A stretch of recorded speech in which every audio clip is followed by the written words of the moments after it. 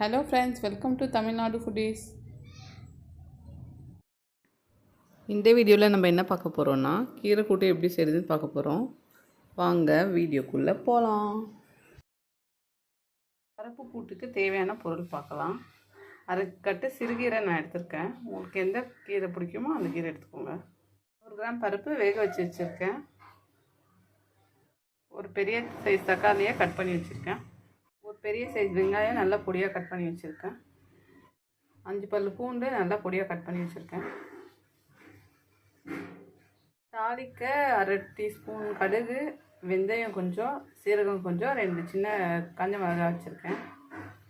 சாம்பார் தூள் 1 teaspoon, 1 table spoon oil எடுத்துக்கலாம். இந்த சட்டியில் தான் நான் கீரை கூட்டு செய்ய போகிறேன். வாங்க எப்படி செய்யறதுன்னு பார்க்கலாம். பாருங்க, சட்டி நல்லா காஞ்சிருச்சு.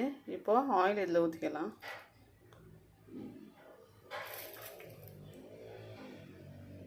ஆயில் நல்லா காஞ்சதுக்கப்புறம் தாளிக்க தேவையான இதெல்லாம் இதில் போட்டுக்கலாம்.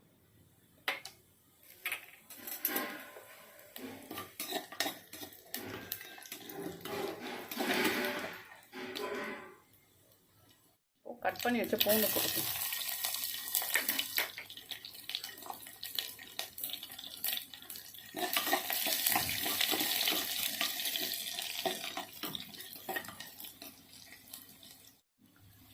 இப்போ கட் பண்ண வெங்காயத்தை போட்டுக்கலாம்.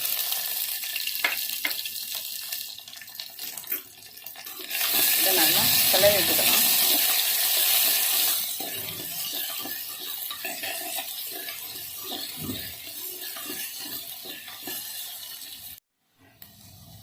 பாருங்க, நல்லா வெங்காயம் வதங்கிடுச்சு.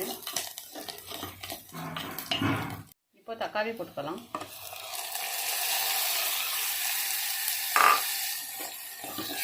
அது கூடவே சேர்த்து நல்லா வதக்கிக்கலாம். பாருங்கள் எப்படி புகை வருது. இப்போது நம்ம ஸ்டவ்வை கொஞ்சம் சிம்மில் வச்சுக்கலாம்.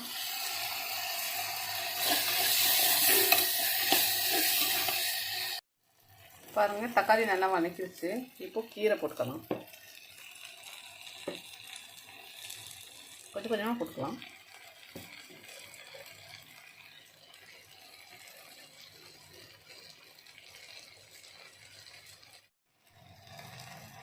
பாருங்கள், எல்லா கீரையும் போட்டாச்சு. இப்போது ஒரு 5 நிமிஷம் அப்படியே மூடி போட்டு வச்சிடலாம். நம்ம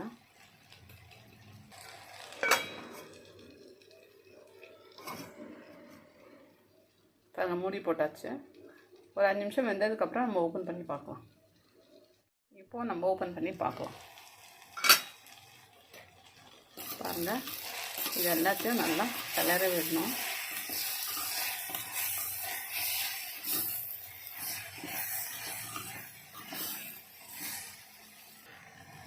பாருங்கள், நல்லா கிளறியாச்சு. தண்ணி எதுவும் ஊற்ற தேவையில்லை. கீரையிலே தண்ணி வரும். அதனால் இன்னும் கொஞ்சம் நேரம் அப்படியே மூடி போட்டு வச்சுருவோம். இப்போது ஓப்பன் பண்ணி பார்க்கலாம். பாருங்கள், நல்லா வெந்துட்டுருக்கு.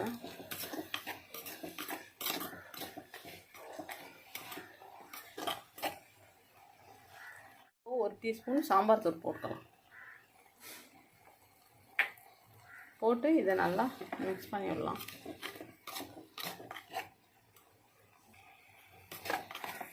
பாருங்கள், எல்லாம் நல்லா மிக்ஸ் ஆகிடுச்சு. இப்போது இப்படி இதை ஒரு 5 நிமிஷத்துக்கு வேக விடுவோம் மூடி போட்டு. வெந்ததுக்கப்புறம் பருப்பு அதில் மிக்ஸ் பண்ணலாம். இப்போது ஓப்பன் பண்ணி பார்க்கலாம். பாருங்கள், எல்லாம் வெந்துருச்சு.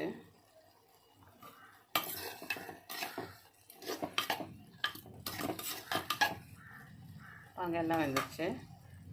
பருப்பில் உப்பு போட்டிருக்கிறதால கீரையில் இன்னும் உப்பு போடல. பருப்பையும் இதில் கொட்டிட்டு அதுக்கப்புறமா டேஸ்ட் எப்படி இருக்குன்னு, உப்பு இருக்கா என்னன்னு பார்த்துட்டு நம்ம உப்பு போட்டுக்கலாம். இப்போது நம்ம பருப்பு போட்டுடலாம். அதில் ஊற்றிடுவோம்.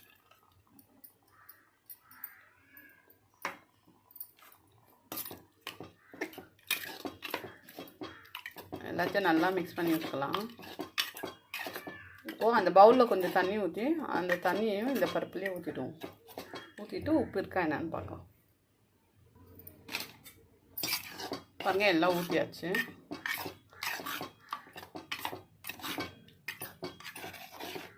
உப்பு நமக்கு பத்தலை, அதனால் உப்பு தேவையான அளவு போட்டுக்கோ. தேவையான அளவு உப்பு போட்டிருக்கேன். உங்களுக்கு எவ்வளோ தேவையோ அவ்வளோ நீங்கள் போட்டுக்கோங்க.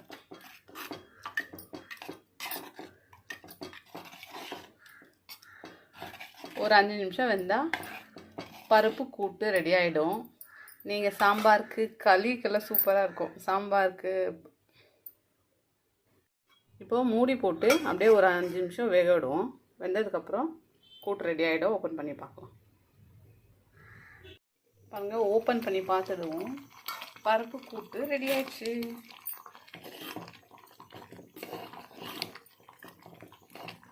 இங்கே பாருங்கள், ரொம்ப சூப்பராக வந்திருக்கு.